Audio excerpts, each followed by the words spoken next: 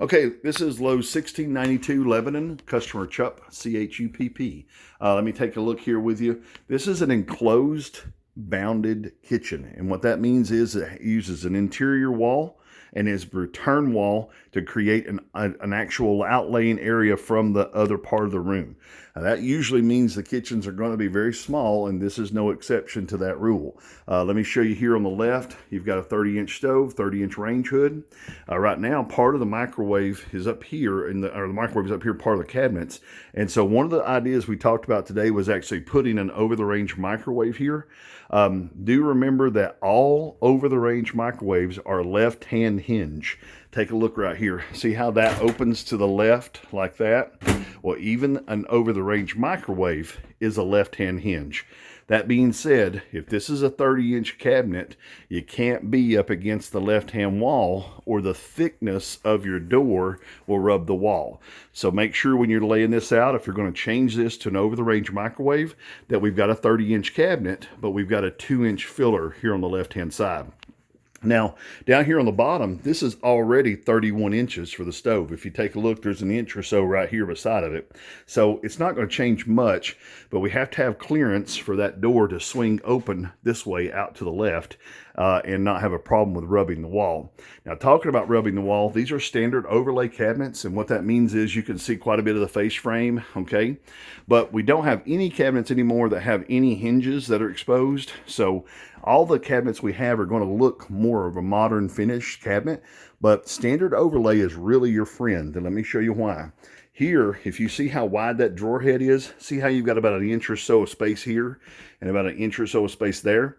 That makes that a bigger cabinet. If we have full overlay, that drawer would open and hit the front of these cabinets if they had handles and knobs on them. And so even though we don't have any up here on the top, we do have a drawer that's right across from this one. So again, make sure that this is a standard overlay kitchen layout that we're doing for the cabinets. One of the other things is this is a sink base 36. The center line of this sink base, I think, was 44.5, 45 inches from the left-hand side. That's as close as a double bowl sink can be to the corner without having any problems as far as like laying on top of the lip of the corner or something. So we need to look at Craft-Made cabinets. Craft-Made has a blind corner base sink base. And what I mean by that is if you open up the door and look back here, this is actually an opening back into the corner of the room, okay? If we do this in Shenandoah or Allen Roth, that corner, 27 by 27, that corner is a voided space, and we can't reach in there, can't get in there. It is literally off limits. So if we look at Craft-Made as a kitchen, this could be a blind corner sink base with access into the corner built together as the same one. Now, they've had an 18-inch dishwasher this entire time that the house has been built, because if you see how deep the refrigerator comes out, the refrigerator actually hangs out, see there, almost even with that.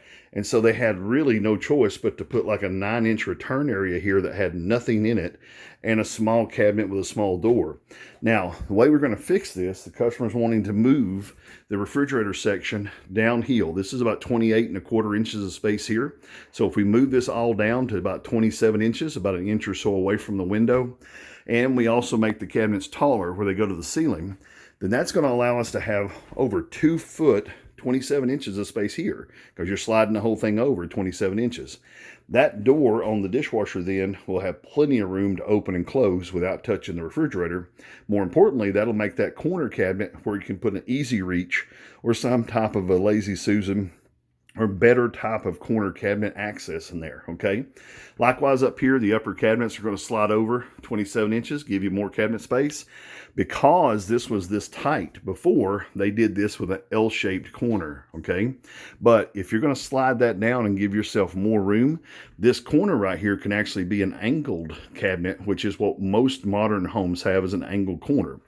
But over here, because this is such a tight corner and the sink is so close to the corner, this needs to remain a corner that's L-shaped. Now, if you want to make them match, that's fine, but we need an L-shaped here just so that we have plenty of access to the space. If I'm standing here with a corner cabinet above me on the left-hand side, I'm going to have a real tight feel to this kitchen besides having it with an L shape like it has now.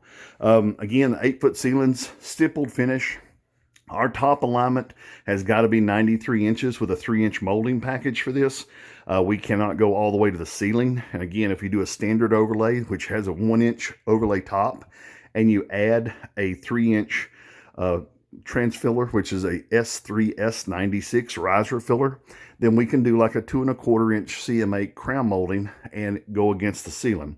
These peaks and all these little places here that are embossed on the ceiling, there's going to be little spots between those where the molding touches and there's gaps.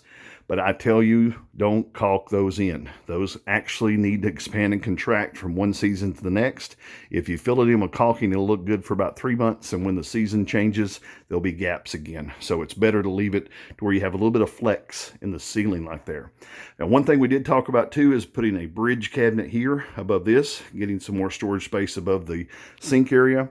That typically needs to be from the surface of the sink up to about 24 to 27 inches off of the countertop for the bottom of that bridge. Take a look. They do have a light underneath there. So that light is probably on a switch or somewhere. I don't see one here, but it's probably on a switch or something somewhere inside the kitchen area. So we got to make sure that that light is addressed whenever we actually put the bridge cabinet in. That wire needs to be fixed when we put the bridge cabinet in place. Let me step back a little bit. I'll give you one more look from a distance. Here you go. This is the space we're talking about for the refrigerator area. There's the bridge section we just talked about for above the sink. There's the L-shaped corner over the range microwave. This corner here, again, the sink base being a base blind sink base where you can access in the corner. That's what I was talking about there. If you have any questions about this kitchen, give me a call at 423-650-1051. Have a good day.